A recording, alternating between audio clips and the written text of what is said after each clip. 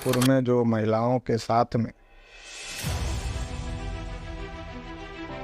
जिस प्रकार की घटना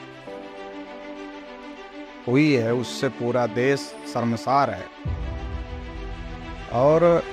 ये संविधान का बहुत बड़ा अपमान है कि देश में आज़ादी को भी 75 साल हो गए, देश आज़ादी का अमृत उत्सव मना रहा है और देश में संविधान लागू है और संविधान में महिला हो पुरुष हो, किसी जाति का हो, किसी धर्म का हो, किसी वर्ण का हो, सबको बराबरी का अधिकार है। संविधान की दृष्टि में सभी लोग समान हैं।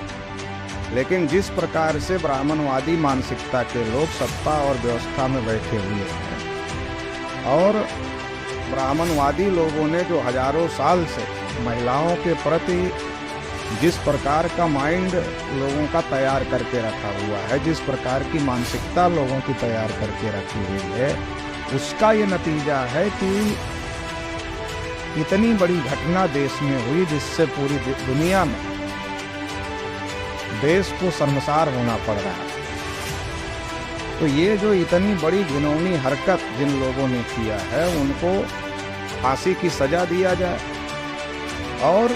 क्योंकि मणिपुर सरकार के द्वारा ही ये सारी आग लगवाई गई है और ये सारी जो हिंसा हो रही है इसके पीछे मणिपुर में भाजपा और आरएसएस की जो सरकार है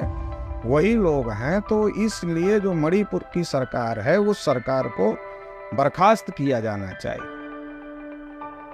और बर्खास्त करके वहाँ फिर से चुनाव कराने चाहिए। क्योंकि देश में इतनी बड़ी घटना और इतनी बड़ी घटना होने के बावजूद भी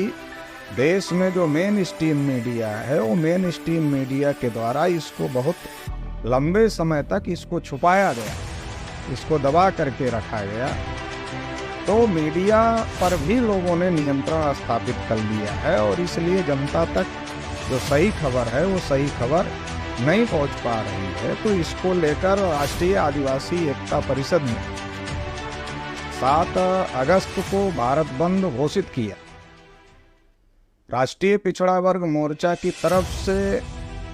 मणिपुर की घटना को लेकर और देश भर में यूनिफॉर्म सिविल कोड की जो बात चल रही है, यूनिफॉर्म सिविल कोड अगर देश में लागू होता है तो आदिवासियों को जो विशेष अधिकार मिले हुए हैं वो अधिकार खत्म हो जाएंगे। तो उसको लेकर के भी और आदिवासियों के साथ जो तमाम प्रकार के अन्याय अत्याचार देश भर में हो रहे हैं, इन तमाम बातों को लेकर राष्ट्रीय आदिवासी एकता परिषद के जो राष्ट्रीय अध्यक्ष हैं यशवंत देववाल जी,